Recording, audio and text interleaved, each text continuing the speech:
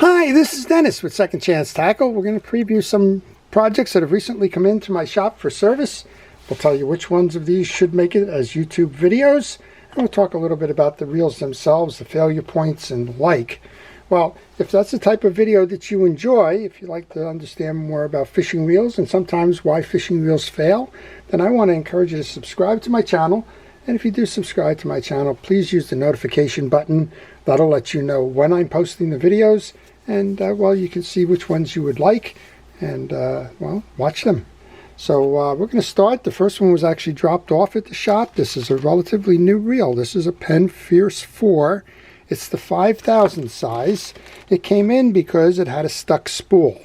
And, well, when we tried to get the spool off, we found that the little collar on the axle shaft, well, it got lodged into the spool and could not break free. Well, that took a little bit of effort. We took a wooden dowel so that we didn't damage it and knocked it out. But of course, it's pressed on to the axle shaft. There's a little kind of a ring going on here. And, well, we're going to get a replacement axle shaft rather than risk this not holding when we go to reset it. And, well, that's an unusual failure point on a new reel. So we've talked a lot about top drags and issues with them, and well, in this case we can see, or I can see, it might be a little bit more difficult for you to see, but this metal part below here has got a lot of corrosion on it. When the reel is bringing in line, the wet line is dropping water onto the bowl here. The bowl seeks down and goes through that drag stack, and well, it looks like it's corroded up this spool. Now, I don't know what that says for the metal in the spool, but we're going to try and clean that up and get this reel back out there for ready to go fishing again. Very interesting, unusual problem for a relatively new reel. So I will do the video on that one because, well, it's a newer edition. We haven't seen it in a while, and we'll see what that brings. Next one in then, this is a Shimano Stradic. It's the small size. This is the 1000 size. It's got a bail that's broken. You can see this shouldn't be here in terms of the spacing. That should be nice and tight. Apparently the inner workings of this has come loose, and well, we're going to just have to see if we can't fix that. This one came in from Brian. It was also a drop-off. Don't know how he lost the cap here, but Brian tells me he's part of a hunting and fishing group out in Pennsylvania. He's got about 20 of these reels. And a couple of things going on here. The bail is not working. I don't know if that's why the coning is occurring, but there's more line up top than on the bottom here. It should be an even distribution of line. And, well, it may be because, well, the bail's just been flopping and they were bringing it in that way. Also looks to be a little bit overloaded with the line. So I will do that. I will repair that bail for him and service that reel as well. Well, we get all kinds of fishing reels here. Always fun to work with the variety, and always curious what's coming in. So this one, well, the fellow shops at Cabela's. This one comes in from Cole. I've worked on a couple of Cole's reels before. Looks like we have a spinning reel of some description. And I'm not sure if there's an issue with the reel or if it's just in for a service. We're going to find that out. Well, some reels come in bare metal on metal, and some come in packaged so that, well, they won't get damaged, and that's probably the way it should be.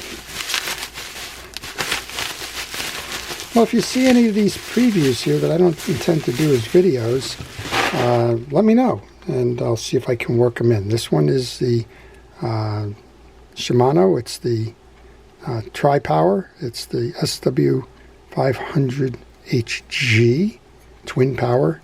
It's a nice reel overall, and it seems to be new. I don't know.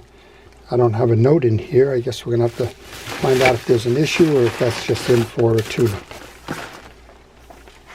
Well, if you have any questions on fishing reel service and repair, maybe there's something that you're working on and you're a little bit stuck, I would encourage you to leave those questions in the comment section. I will try to answer those for you.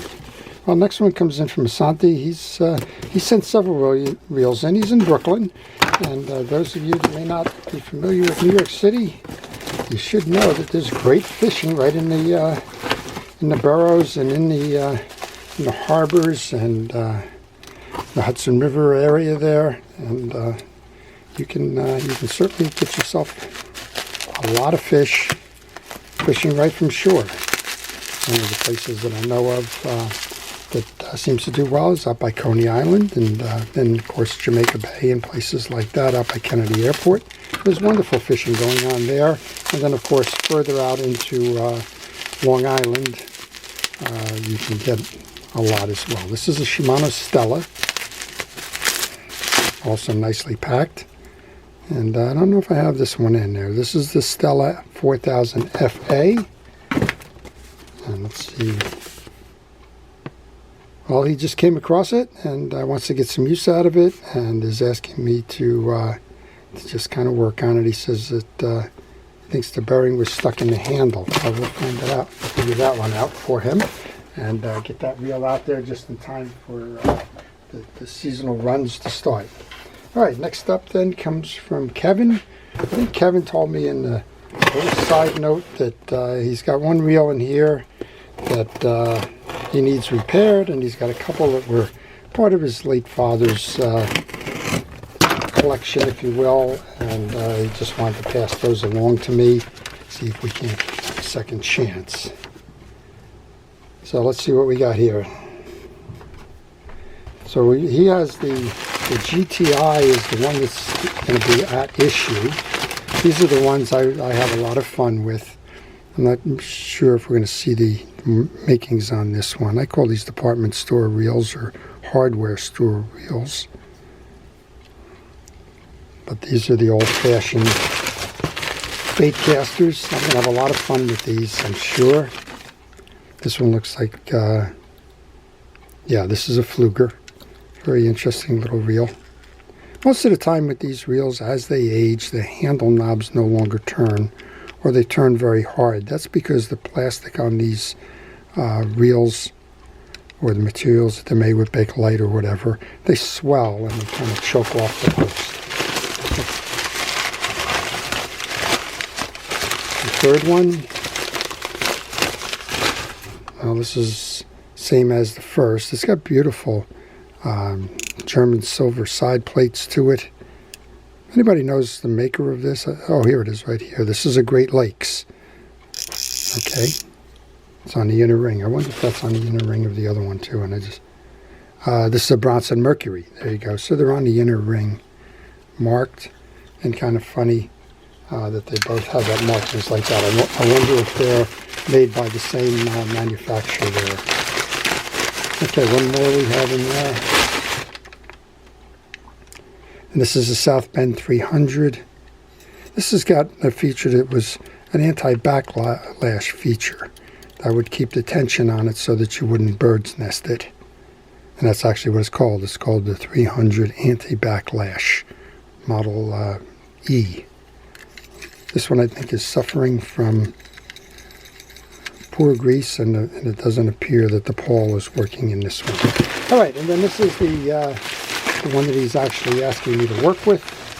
It's a reel in the bag project. It is a bigger Penn. It's the Penn 330 GTI graphite model, and we don't have the line guide assembly, so we're going to have to go see if we can find some parts for that. The rest of it, this has been taken off. You can see there's only one screw holding that on. But again, we'll do our best to give that one a second chance.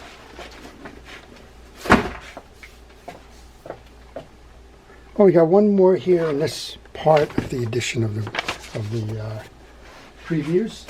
I'm going to do a second one. There's been a lot of reels come in, and I know that everybody's time is valuable, so we'll try to keep these to 10 or 11 minutes or so, and then come back and do another one. This one comes from Jeffrey. He's in Massachusetts. This is a Penn 10. These are beautiful reels. This is an early Penn 10. How do I know that? There's no override here for the free spool or the anti-reverse. There was only about a couple of a couple of thousand of these made without the anti-reverse override. Then Penn changed the design and they went to the full override switch. It was very similar to a Penn Squitter. So this is the early one. Our worm gear is not turning, so that's probably an idler gear issue on this side, but regardless, we'll see what we can do to get them up and running and giving them a second chance. Well, that's a preview of a group of reels that have come in.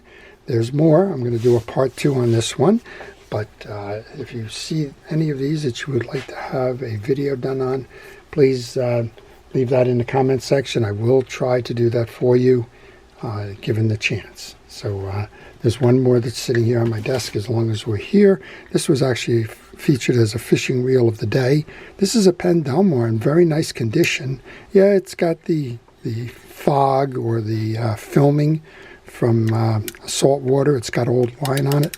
It turns a little tough, but boy, this one's going to clean up nicely, and we're going to get that one back on the water again. Well, I hope you all enjoyed that. To our first responders and essential personnel and everybody involved in public safety and law enforcement and the healthcare practices, thank you for everything it is that you do. And to everyone, please get your reels done. It's time to go fishing. Make sure that they're ready to go along with you and provide you with a day of worry-free service on the water. This is Dennis with Second Chance Tackle. Have a great day.